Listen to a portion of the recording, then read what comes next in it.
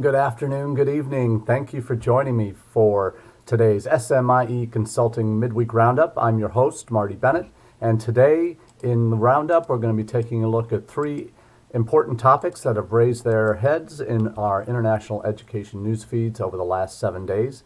But before we get into the meat of the topics today, I do want to give a shout out to those of you who are joining us on the podcast, who are watching us live here on Facebook, or are catching the reruns on our YouTube channel or on our Facebook page. So thanks again for being a part of the conversation here today.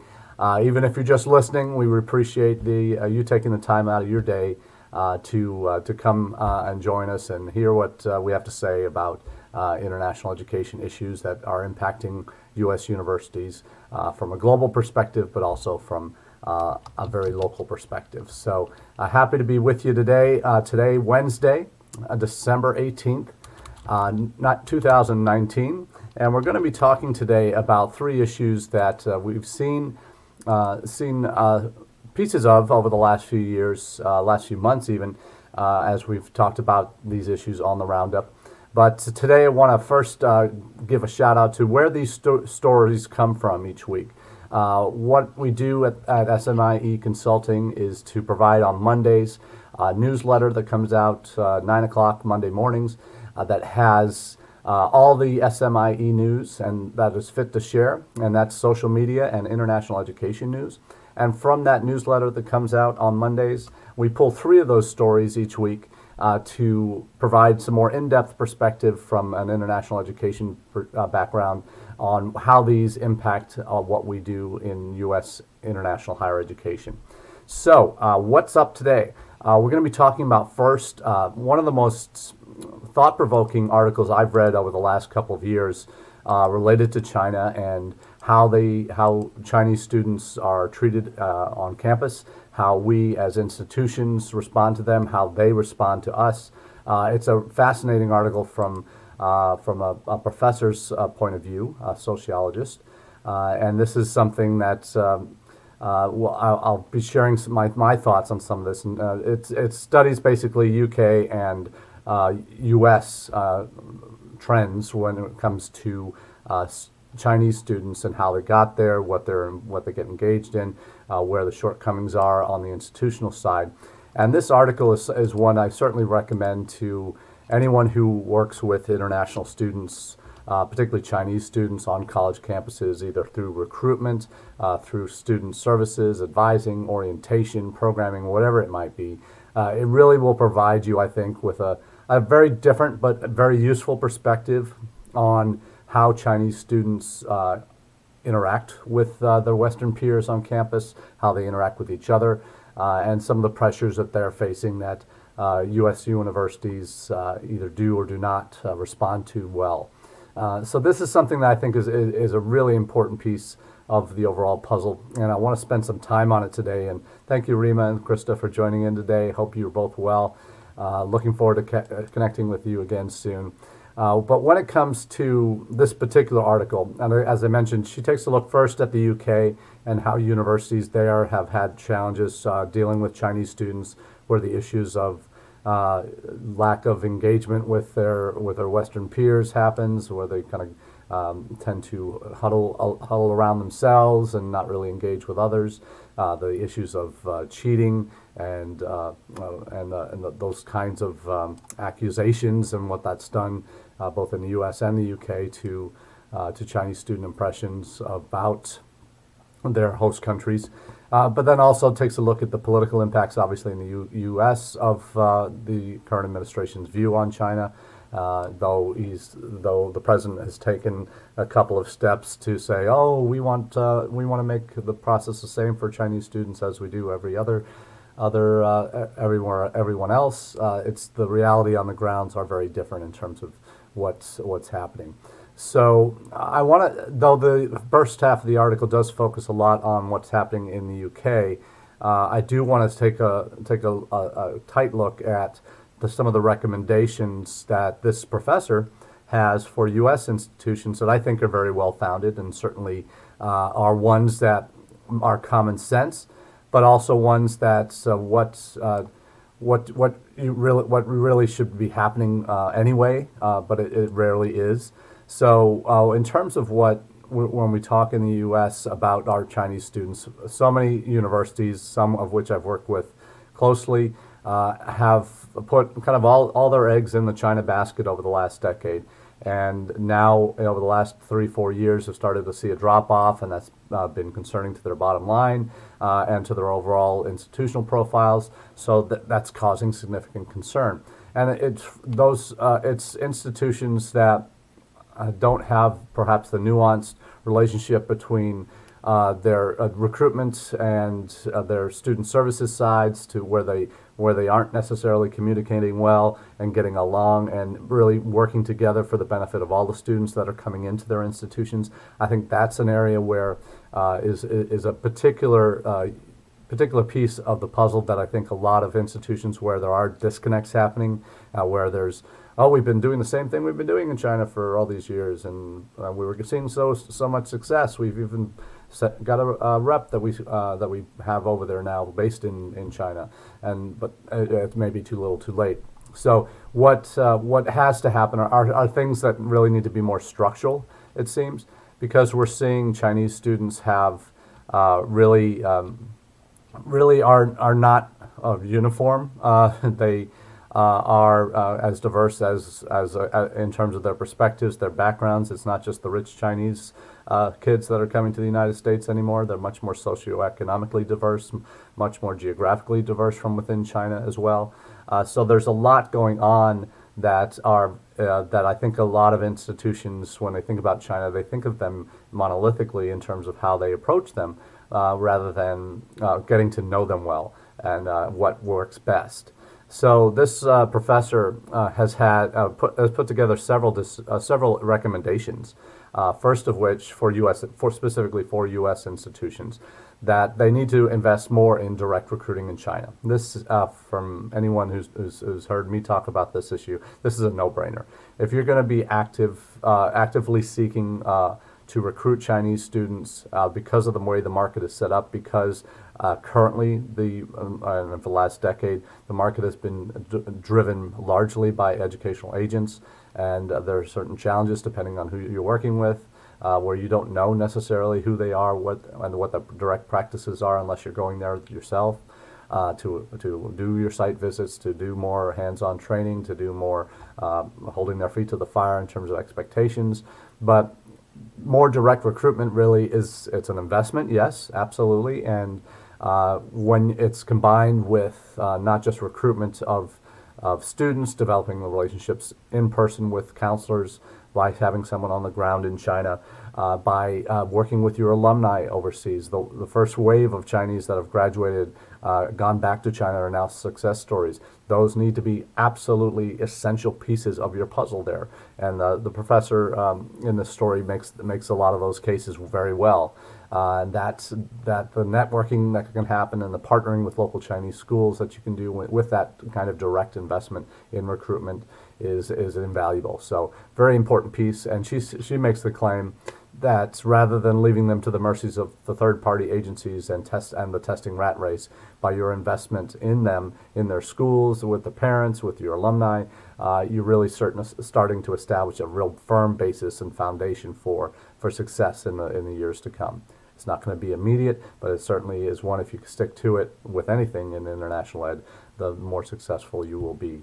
What the professor also focuses particular attention on is what Western institutions, in particular here, U.S. institutions, do for students to help Chinese students to integrate them more with their peers from other countries, from the United States. That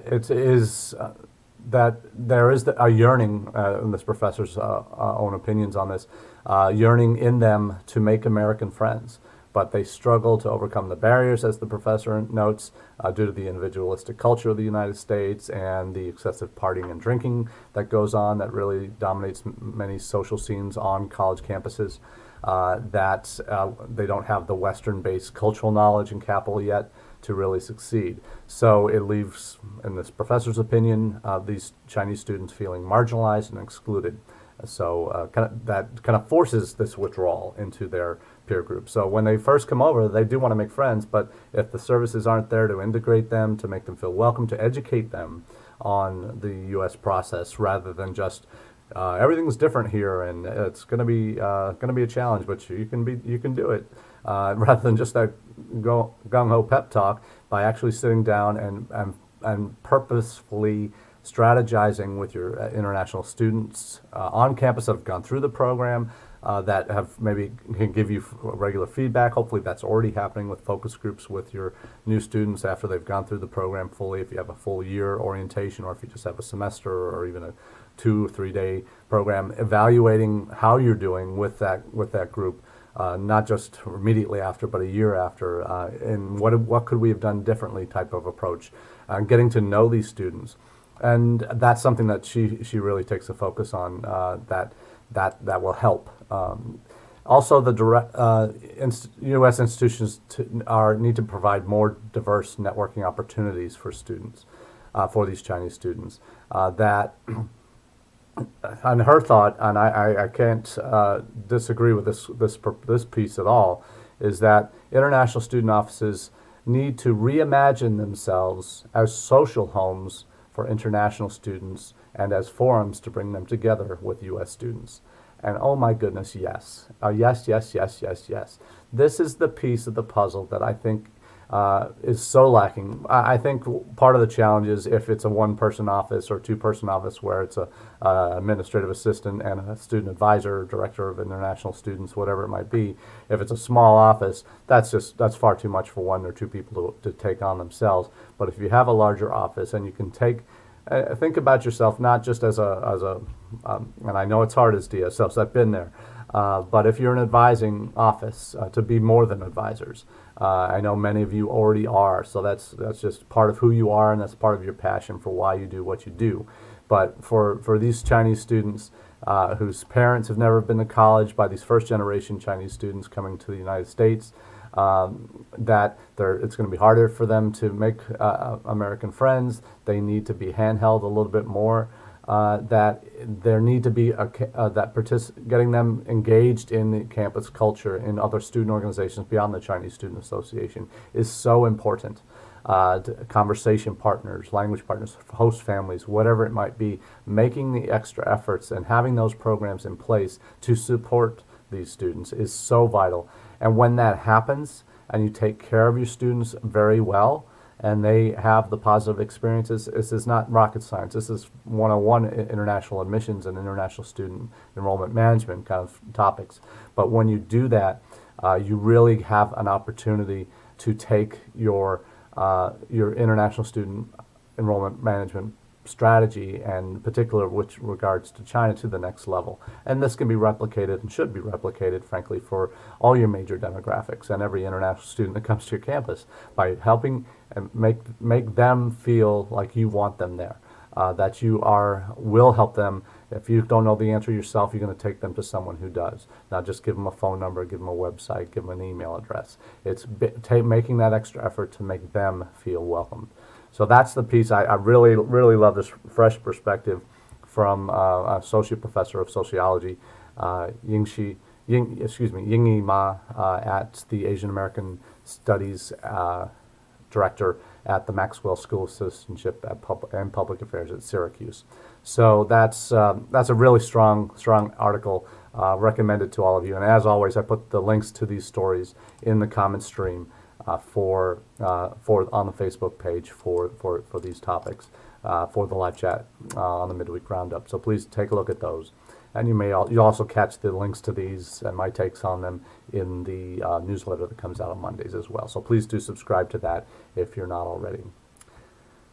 Now, shifting gears to OPT. OPT is one of those things that, for those who are in international student advising, talking to you again, we know how cumbersome it can be, particularly with STEM OPT now, with the paperwork that you have to do to document these students and their work that they're going to be taking, and reporting that you have to do back to CVIS. All of that. It's really an administrative burden.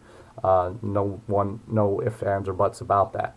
But OPT in and of itself, when we look at it as a part of our, even though we don't have a national strategy for international education, in terms of one of the most attractive features of the United States for international students, yes, we know we've got the best quality institutions in the world. Yes, we know on our college campuses we do provide a very welcoming environment for international students. The challenge really is for us is when we look at OPT, it's not just it should never be viewed as just a paperwork decision. It needs to be an integral part of our recruitment strategies. There needs to be focus on it for students in your recruitment materials, but also for your services. Not only what you do as international student advisors, but also what your career services does. And this is probably the part of the international education puzzle that for most campuses, if there isn't already strong relationships between your international admissions people, your international student advising people, and your career services people, this is a disconnect that can really hurt your institution and your ability to recruit students in the long run if you're not taking the time to develop the kinds of programs, the kinds of strategies that really are geared towards helping your international students maximize this particular benefit that they have. Now, the article that I'm talking about is a West report, and they've been coming up with some cracking research reports lately, and this one on OPT is certainly no exception. It's a huge article, and certainly it's going to take a good 20 minutes to read thoroughly. But what it does do, it talks about the importance of OPT and as a driving force of our international and student enrollment growth, and it has actually carried us across the line when our new international student numbers have been dropping the last 3 years. The main reason our overall numbers have still gone up, even though this year it was only 0.05%, or in 2018-19 it was only 0.05%. OPT is what has carried us, and there are some warning signs that that's been slowing, and that's been slowing for 3 years now. But that's the growth that's been slowing, I should say. But we're at a point now where we're also dealing with. It's one of the reasons it may be slowing is because of processing delays with OPT applications and getting students their EAD cards so they can begin work. Those kind of delays in particular, and also with STEM extensions as well for that extra 2 years. There's some additional administrative hurdles. Requests for evidence have become more common. So these are some real challenges, and the article does go in depth quite a bit into the overall trends, but also as a part of trends in our overall international enrollment minus OPT, we've actually been declining. Fell 2.1% last year if you take out the number of international students actually enrolled in studies rather than OPT when they're not necessarily. Certainly necessarily for post-completion OPT they wouldn't be. But why is this happening? There's challenges across the board. Really, it's not just on one sector. Certainly, the West article focuses on the drop in business and management enrollments. We know, and we've talked about this here on the Roundup many times, how MBA programs have really been taking a hit the last 3 years. Not just the run-of-the-mill MBA programs, but even some of the most selective programs have seen their international enrollments drop over the last 3 or 4 years. So that's been a real significant piece of why that's been a challenge, and why OPT. Because MBA students, unless they're in one of these new hybrid kind of business analytics programs that can qualify as STEM programs, they're outside of the mainstream for the STEM. They only get a year of work permission per degree level. So what the West report does focus on is now with STEM students being more than half of our international student enrollments are in STEM fields, and able to take that up to 3 years of work per degree level, you're seeing that become one of the things that has sustained us, the interest in that. And they focus, as I often do, in taking a look at the United States as more than just the United States. We are part of a globally competitive market for international students. We aren't the only guy on the block. We're one of many now, and certainly there are other national markets that are becoming more attractive than the United States. Whether they'll still have the capacity to absorb many more international students is another question entirely.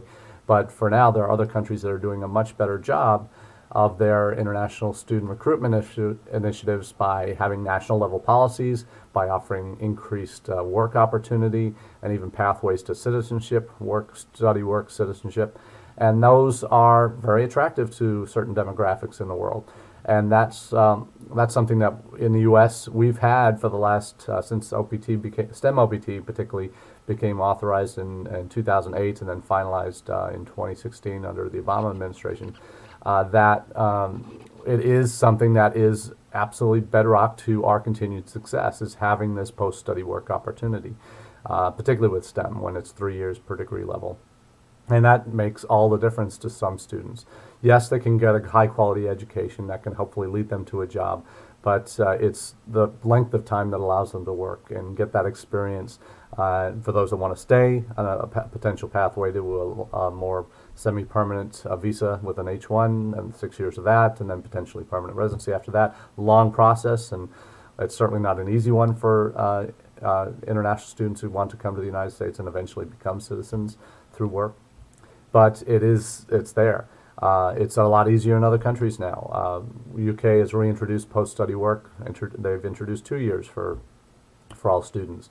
Australia's had similar programs as well. Canada has again made their process much smoother, but they are coming up against capacity limits perhaps in Canada. That's a whole other story we'll cover, I think, in weeks to come. But definitely pay attention to this particular issue. Excuse me, because it won't go away, because OPT will continue to be an important driver in international student interest in coming to the United States. That's one we can't let slip. Obviously, the OS article also points out the current case that's going to be going through to the Supreme Court soon on this issue, on how OPT is more of a guest worker program in disguise, that the standards are high because of the tax exemptions for Medicare and Social Security that some students have when they're on OPT, puts American workers at a disadvantage for hiring. So there's a lot of, that's obviously a huge thing that if that gets, I don't think it will, just because of the very nature of the Supreme Court now, and even the more conservative jurists on the Supreme Court would probably not be ones to harm America in the long term by kicking out our best talent, because many of them all of them went to universities where they worked hand in hand with international students and see the value of having them as colleagues, that having them as contributing members to our country. So it's certainly going to be one that we're going to pay attention to here on the Roundup, and any news on that, you're certainly going to hear it here as well as your favorite other news outlets. But we'll certainly keep our eyes peeled on how OPT continues to impact what we do in international education.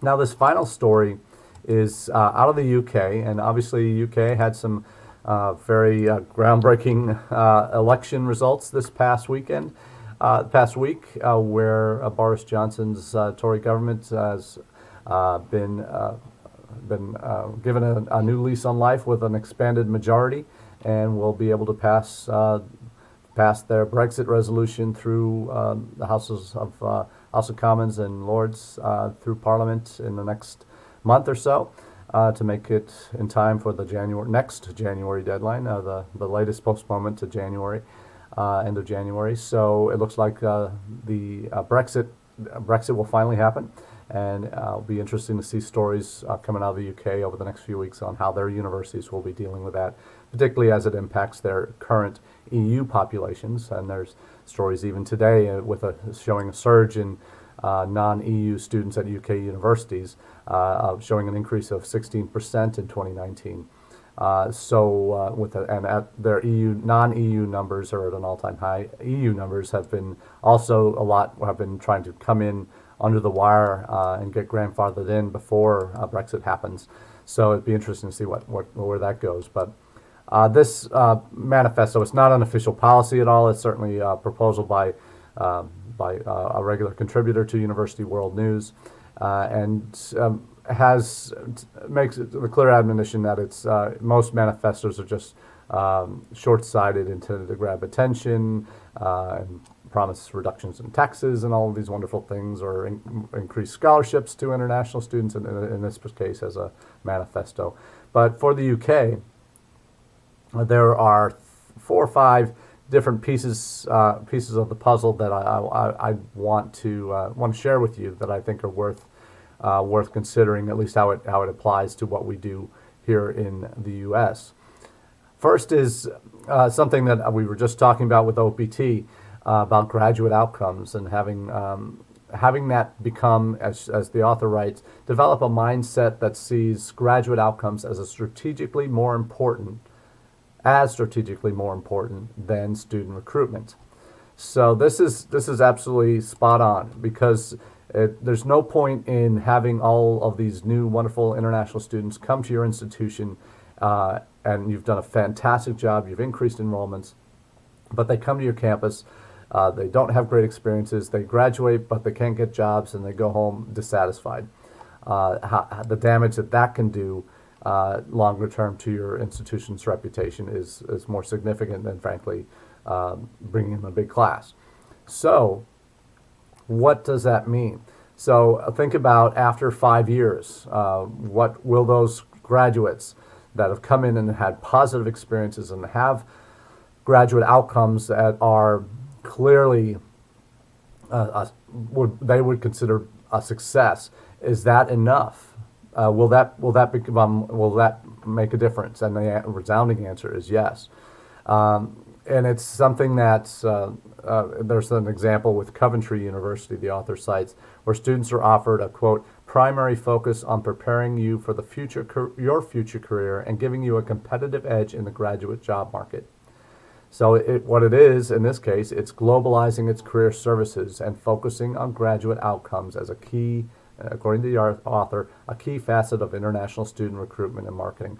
As we were talking about earlier, the more U.S. institutions have a clear plan for promoting the success of their students and showing that they are positive outcomes, that they are getting jobs, that they have services in place to help them get there, not just interview writing class or interview class that you can take with career services that is offered to any student, domestic or international, resume class that's offered to everybody, but it's programming that's specifically designed to help your international students navigate the job search, internship experiences, and all of that to help prepare them for life after college. Yes, what you do with your general education, with liberal arts, with the core curriculum, as you say, preparing them for life outside of college life after college is bedrock to what you do. It's that next step of internationalizing that will really make you stand out as an institution. So that's the first piece, and I couldn't agree more with this. And that has universal appeal, not just in the UK, but can be any Western institution that's trying to compete for the best and brightest students. And the second point she's making is make the data the basis for your decision making to fulfill graduate outcomes. So make it data-based, and if you want to have 35% international students and have 25% working or studying abroad as part of their degree, that needs to be matched with something, with investment on the institution side to really make that happen, because it needs to be that way in order to succeed, not just be paid lip service by administrations, upper administration officials. So next point, understand and respond to employer needs, market conditions, and changing trends. Absolutely. And this is where, again, as I mentioned earlier, this is a disconnect that happens almost across the board when it comes to U.S. institutions, where there isn't a real way to connect the dots between student recruitment, student services, and career services and alumni, where those 4 areas are critical to the student journey in terms of outcomes. and that in terms of saying what those outcomes are, helping to ensure that they happen, and working with the individual offices on campus to really provide the students the tools they need to succeed. So foundational for me. There's a lot more in this article I think is definitely worth reading, and as I said, the links to it are in the comments section for the video here, and that one from the University World News. So thanks again for joining me today, and as always, the podcast will be available later today, Wednesday afternoon, and we'll look forward to just a quick highlight. The next two Wednesdays are Christmas and New Year's, so we'll be taking a quick break for the next 2 weeks from the Roundup. We'll be back with you in the new year, stronger than ever. So have a great Christmas and New Year's, and we look forward to chatting with you soon. Cheers.